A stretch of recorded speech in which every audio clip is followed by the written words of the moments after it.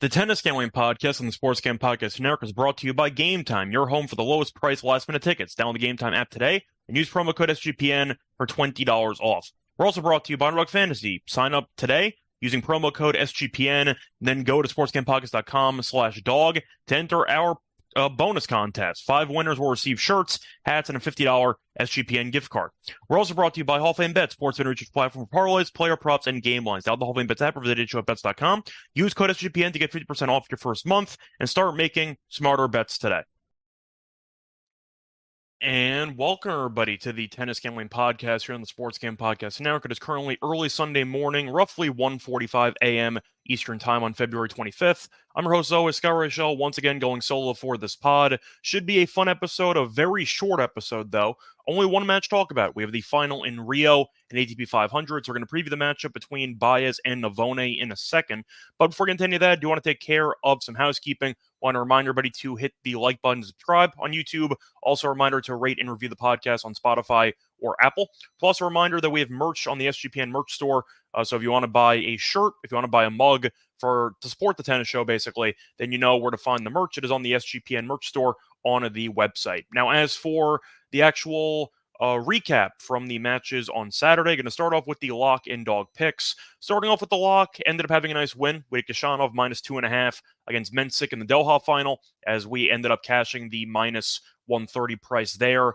Match went the way that I thought it would. I thought that Mensik and Kashanov were pretty similar stylistically, but I thought that Kashanov would look a lot sharper since Mensik had been playing so many hours on court compared to Kashanov. Kashanov did not drop a set the entire tournament, and I thought that Mensik would keep it close early, then kind of fade a bit late, and Kashanov ended up winning the first set in a monster breaker. I think it was 14-12, and then you saw Mensik immediately have a mental lapse, and he got broken in the first game of the second set. Kashanov not only did not get broken, but he did not face a single break point. So Kashanov had pretty much a perfect match by his standards, and he got the job done there. So nice job by Kashanov. For the dog, though, picked up a pretty rough beat there for a loss there on the dog. Had Baez and Cerundolo over 2.5 sets of plus 135. Cerundolo had 3 separate set points in the first set, blew all of them, then eventually lost the last 9 games. Cerundolo got injured shortly thereafter, and then you could tell he just couldn't really move, and Baez destroyed him in the second set.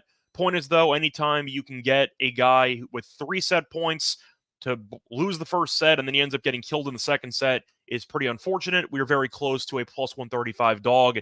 Didn't get there, but at least Kashanov got the job done. Twofold, actually, because not only did he cash us the lock, he also cashed us the outright, because we gave out Kashanov plus 600 to win Doha, and he got the job done there. So thank you, Kashanov, for a very nice week, and hopefully keep it rolling in the upcoming tournaments. So Kashanov did his part. Unfortunately, Cerundolo, injury-wise, did not do us any favors, and that's kind of the story of Rio, transitioning over to the Rio semifinals. So you're looking at the matches, and they were 2 pretty underwhelming semis. Big reason, injuries. I mentioned a second ago, Cerundolo got injured, and he got bageled in the second set because of it.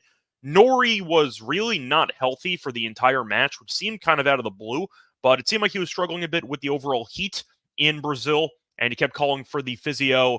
I think he did a couple games into the match, so Norrie's outright went up in flames for us, but the point is, Norrie ended up really no-showing the match just based on not being fully there physically. Navone was fine. He didn't really have to do anything, to be honest, because Norrie was so out of sorts that Navone just kept trying to make the points long and physical, and Norrie's body couldn't handle it. So Navone ended up winning that match 6-4, 6-2. So I'm going to preview the final in a second, but the point is the semis are tough to analyze because both of the winners' opponents ended up getting injured. So it was kind of, I don't want to say easy pickings, but still, the point is you didn't exactly have to see great efforts from Baez or Navone because their opponents just fell apart. That's kind of really the point. So it's going to be an interesting final, kind of an unexpected final between Baez and Navone. Should be fun, though. Navone's first ever ATP final, and it's Baez's first ever ATP 500 final. So it should be pretty intense. I'm not going to lie, I'll be a little bit annoyed if Navone ends up winning the event because I gave him out to win Cordoba. So Diaz Acosta and Navone, I gave out to win Cordoba, and they each might win the following 2 clay events. So I might get a bit annoyed. But either way, point is, Navone's been a solid player, and Baez being in the finals, not exactly a shock. So I'll see what happens, but I'll preview that match in a second. However, I do have to get into the actual recap of the other tournament that we barely covered this entire week, Los Cabos. And we had a very nice Cinderella run, which was culminated in a straight set victory by Jordan Thompson, who also won his first ever ATP title. A lot of first-time winners in the first 2 months of the ATP season in 2024. Thompson, though, his run was legendary. Just to go through his actual path to win the event, ended up beating beat Escobedo in the first round, then beat Nava in straight sets, then had the miracle comeback against Mickelson, where he was down, I believe it was 0-6, 1-4, 15-40, I think. He was getting absolutely killed in that match, and then he ended up finding a way to get the job done. Yes, he was down 0-6, 1-4, 15-40, and he won the match, which is kind of unheard of, but the point is Thompson ended up surviving. Then you thought, okay, well, he beat Mickelson, but he's got to be exhausted because he was on the court for a long time, and, it's Mexico, so it's going to be very physical based on how slow the actual courts play. And, yeah, he showed no ill effects of fatigue because he faced off against Zverev in the match after, and that match went 3 hours and 40 minutes, and he won that match anyway, despite potentially being, once again, battling some fatigue and facing off against a top 5, top 10 player. So he pulled off the upset there, and then he beat Ruud in the final on Saturday night. Now, the actual stats suggest that Ruud might have outplayed him, except on big points. And that's kind of the story of tennis sometimes, where you're looking at Thompson, and he ended up having to fight off 13 break points. He fought off 11 of the 13. Ruud, on the other hand, had 3 break points to face, and he was 0 for 3 at stopping the break. So anytime you get 10 more break points and you lose the match in straight sets, not exactly ideal for Ruud, but the point is the first serve was the story for Thompson, as he ended up winning 80% of the first serve points. Ruud won 67%. Thompson also did better in the second serve percentage, as he won 53% of the second serve points, while Ruud won 46. I guess maybe I was being a bit harsh when I said that I thought Thompson was outplayed, but you get my point. Anytime you have 10 more break points and you lose in straight sets, that tells you the match was a lot closer than the actual scoreboard indicates. Ruud probably should have won a set, maybe more. Not Thompson's problem, as he got the job done, and he won his first ever ATP title. So congrats to Thompson. Nice job for him. I believe he now has a career-high ranking, I think, of 32. I'm not sure of the exact number, but Thompson had a great overall week. And once again, another first-time winner. We'll see if we get another first-time winner here on Sunday. But before we get into the actual preview for the Rio Final, do want to take a quick word from our sponsor. We're brought to you by Game Time. I don't know about all of you, but I personally love attending sport events in person, and it used to be very annoying to actually find a ticketing platform that I could trust, but that changed once I found Game Time, because Game Time is the fast and easy way to buy tickets for all the sports, music, comedy, and theater near you. They have a lot of great features on the app, including my favorite feature, which is the images of seat views, which is very useful because I'm sure we've all been there before. You bought a ticket, you thought you were going to get a nice view of the action, and then you realize there's an obstruction, a pole, something in your way, and you realize that you just paid money for an event that you could barely see based on the seats that you got. That will not happen with Game Time, because with this feature, you're able to see a preview of the view you would be getting if you ended up purchasing that seat. So you end up knowing exactly what view you're going to get before spending your hard-earned money. It's also worth mentioning that Game Time is the place for last-minute ticket deals. Forget plenty of months in advance. Game Time has deals on tickets right up to the day of the event. Get exclusive flash deals on tickets for football, basketball, baseball, concerts, theater, comedy, and more. And the Game Time guarantee also means you'll get the best price available every single time, because if you find tickets in the same section and row for less, Game Time will credit you 110% of the difference. So sign tickets without the stress with Game Time. Download the Game Time app, create an account, use code SGPN for $20 off your first purchase. Terms apply. Again, create an account, redeem code SGPN for $20 off. Download Game Time today. Last minute tickets, lowest price guaranteed. We're also brought to you by Underdog Fantasy. Underdog Fantasy has a way to plug inside your favorite fantasy players all season long. NBA, NHL, soccer, and college basketball. Simply pick higher or lower on your favorite players' fantasy stats and cash in. And SGPN is currently teaming up with Underdog to give you even more of a bonus. Sign up between now and the end of the month, and 5 winners will receive an Underdog hat, an Underdog shirt, and a $50 SGPN gift card. Sign up today using promo code SGPN, and then go to sportsgamepockets.com/dog to enter the contest for your chance to win. And when you sign up with the promo code SGPN, underdog with W for deposit of $200. Underdog Fantasy, promo code SGPN. Welcome back, everyone, to the Tennis Gambling Podcast. Just finished recapping the Saturday matches in the ATP. Now it's time for the actual preview of the one match we're going to talk about on Sunday. We are going to look at the final in Rio between Baez and Navone. Now, Baez is a decent favorite, roughly minus 250, while Navone is around plus 190. Over-under for games is set at 21.5. As for game spread, Baez minus 3.5 is minus 133. Navone plus 3.5 is minus 105. As for the set wagering, Baez in straight sets is even money. Navone over 2.5 sets is a plus. Navone and Baez over 2.5 sets is plus 140. And I believe Navone to win a set is around minus 135, give or take. So no head-to-head matches in their respective careers. To go through the actual path of both players, though, Baez has looked pretty comfortable for the most part. Beat Moutet in the first round, 6-4, 6-3. Beat Diaz Acosta, 7-6, 6-3, who was coming off a championship in the previous tournament. You had Baez, who ended up having a 3-set marathon against home country Montero. Got the job done comfortably, though, into the third set, 6-2. And then he ended up beating Cerundolo 7-5, 6-0 in the match on Saturday. As for Navone, he went through qualifying. It's pretty rare you see a guy go through qualifying and make the final, but it seems to be happening almost every event of 2024, which is kind of weird, but still. Navone has only dropped 2 sets, including qualifying, dropped a set to Coria, and then ended up coming back to win that one in 3. That was his first round match, I believe, and then ended up coming back from a set down against Fonseca, as he ended up winning in 3 there. But beat Norrie in straight sets, beat Hanfman in straight sets, and the point is he's a little comfortable as well. Now, this match should be interesting because you have 2 conflicting styles. Navone does have a very powerful backhand, and I do think the two-hander down the line can be his main weapon of this matchup. Having said that, Baez, we know, is the more proven commodity. He's won several ATP titles on clay before. He won a couple of titles last year on clay. I believe he won 3 in total because he also won Winston-Salem. But the point is, Baez is the more proven guy. So do I think that's going to play a factor in this? Maybe. But I mentioned before, nerves can be an issue because Baez is in his first ever ATP 500 final, and this will be Navone's first ever ATP final. So nerves could be an issue for both players in this matchup. Now, with the conflicting styles, Navone is willing to have long rallies. He can unload the forehand and the backhand, but he seems to choose to mostly keep the ball in play and to wait for his opponents to kind of self-destruct.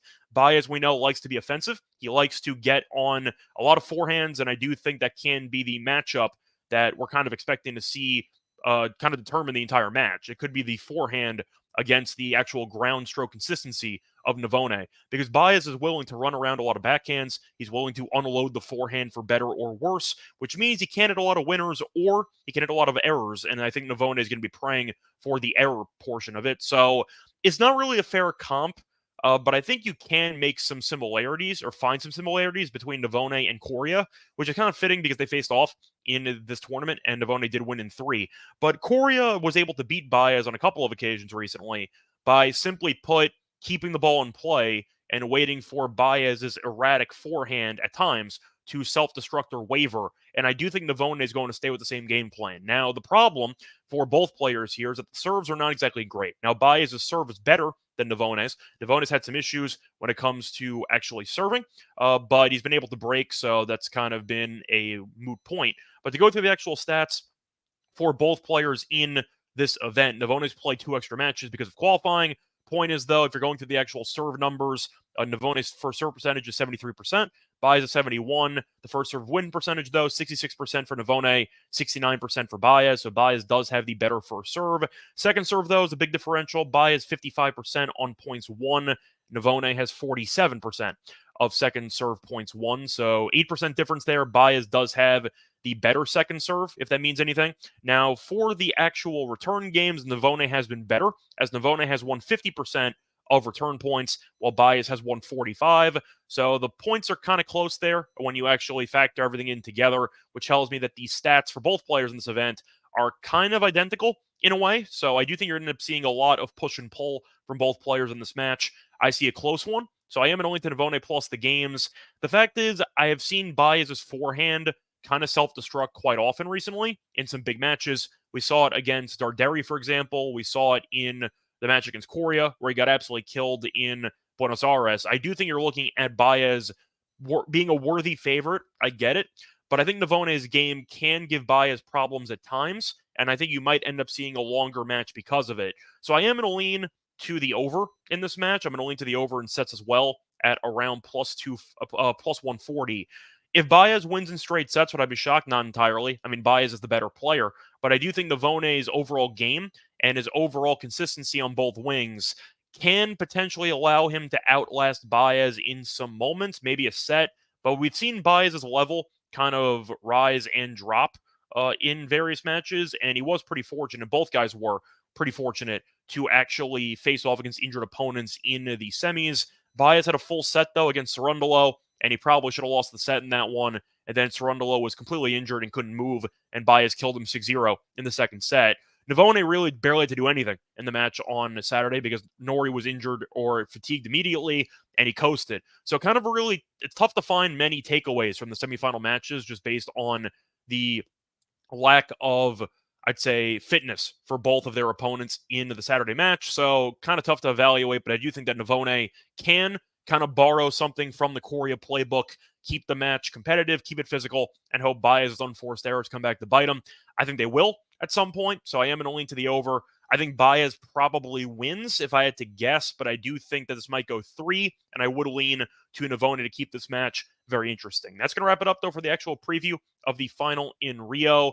Now it's time to get into the actual lock and dog picks for the show. But before we get into any of that, going to have a quick word from our sponsor. We're brought to you by Hall of Fame Bets. Win bigger by betting smarter this NBA season with Hall of Fame Bets. Sports betting analytics platform parlays, player props, and game lines. Research every NBA and soccer bet with historical stats and data. Enter any parlay data, and Hall of Fame Bets is a revolutionary prop optimizer tool to get hit rates broken down by leg, as well as an expected probability for the entire parlay. Sort all players by hit rate for any bet to learn which players are hot and which picks have value. Stop betting in the dark and join over 30,000 users researching with Hall of Fame Bets to craft more intelligent, data-driven parlays. Download the Hall of Fame Bets app for HOPENY.com. Use code SGPN to get 50% off your first month today. Start researching, start winning with Hall of Fame Bets. Welcome back, everyone, to the Tennis Gambling Podcast. Just finished previewing the final in Rio taking place on Sunday. Now it's time for the actual lock and dog pick. Starting off with the lock, I am going to actually overlap a bit with the lock and dog here. Should be an interesting match, conflicting styles, and just based on how these players have performed so far in this event, I see a pretty even battle. So I am going to go with the over 21.5 games as my lock at minus 110. Simply put, Baez has had a couple marathons. 2 of his last 3 matches have gone over this total. In fact, it should have been all 3, but Cerundolo got injured when he had 3 set points, and that could have definitely been a marathon as well. So Baez has been involved in a couple of longer matches recently in this event. Navone, though, despite being a pretty big underdog for this match, has been in good form. He's won 12 of 14 sets. Now, the one, I'd say, issue is that Navone might be extremely defensive in these points, and Baez could potentially push him around, but I do think that Baez can hit a lot of unforced errors, and Navone's consistency can result in him finding a groove in at least one set in this match. But I do think that you're looking at a pretty competitive one, since Baez and Navone have looked sharp in this tournament. I also went through the serving and returning stats for both players in this event,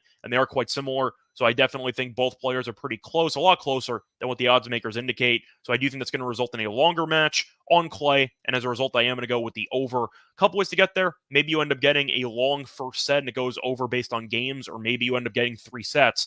Point is, a couple ways to get there. I do like the over in this match as my lock. For my dog, I am going to double down basically on the same play. I am going to go with the over in sets at 2.5 at plus 140. Simply put, plus 140, I just think is too high of a number. You're looking at, once again, Baez as being kind of a bit of a marathon guy. 2 of the 3 matches have gone over this total. The point is, he should have went to 3 sets against Montero and Cerundolo in the last 2 rounds, because Cerundolo had some chances there to win the first set. So Baez, despite looking sharp as the match has progressed, he has been getting off to some interesting starts where he can get off to good starts, could potentially stumble at some point. But the point is, Baez has been involved in a couple of up and down performances, and I think that's going to be the case once again against a pretty steady baseliner in Navone in the final. So Baez, I do think, can be susceptible to a couple of downswings in this match, which should result in it going over. I mentioned before, Navone, though, likes to force long rallies. Baez's forehand can get erratic, and I do think that Navone's backhand can be the equalizer if he's able to locate it down the line. Also, I mentioned before, nerves can be an issue. Navone's first ever ATP final, while Baez is in his first ever ATP 500 final. Nerves can be a problem for both guys, so maybe you'll end up seeing some nerves early, then it'll fade, and then as one player gets closer to winning, maybe you'll see that person blink or fold.